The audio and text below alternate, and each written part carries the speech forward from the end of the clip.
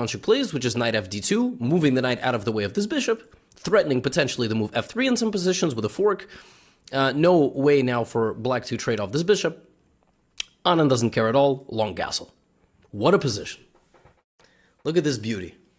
Look at this position. I mean, black just has everything ready to go. And I mean, if you know anything about Ivanchuk, he's one of the best players in the world, and he was one of the best players in the world in the 80s and 90s. In the 90s, he was probably the best player to never become the champion of the world. Like, he was peak ranking number 3, I think. Just an absolute machine. f3 is the move that he chooses in this game, creating this attack, trying to get Vishy to trade off the knight. Vishy's like, absolutely not. I'm bringing another piece to the party. The rook is threatened. The rook has to move.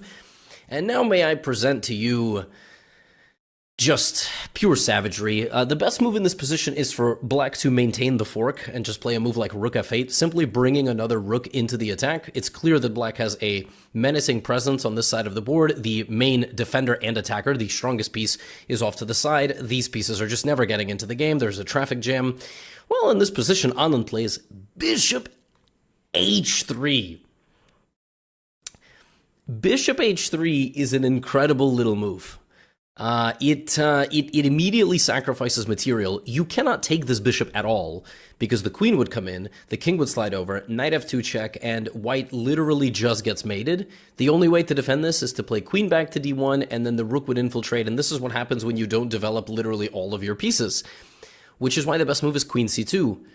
Pressuring this and also bringing the queen to potentially help on the second rank. And maybe this knight will finally get out of the traffic jam and the bishop will move as well. Queen g6 played by Anand.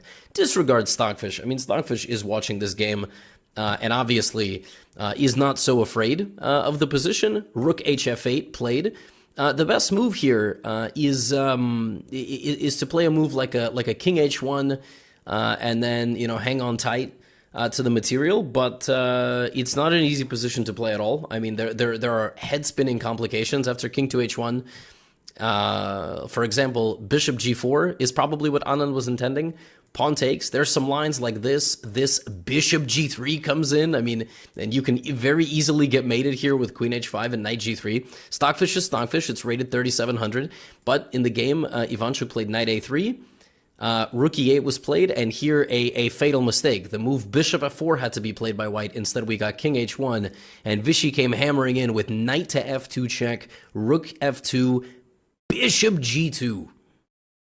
And you cannot take this because rook e1, frankly, it doesn't really matter. Rook e1 is coming in. An 18-move victory against Ivanchuk in 1988. It doesn't happen all the time. I mean, really, this is really, really nasty stuff. Really nasty stuff.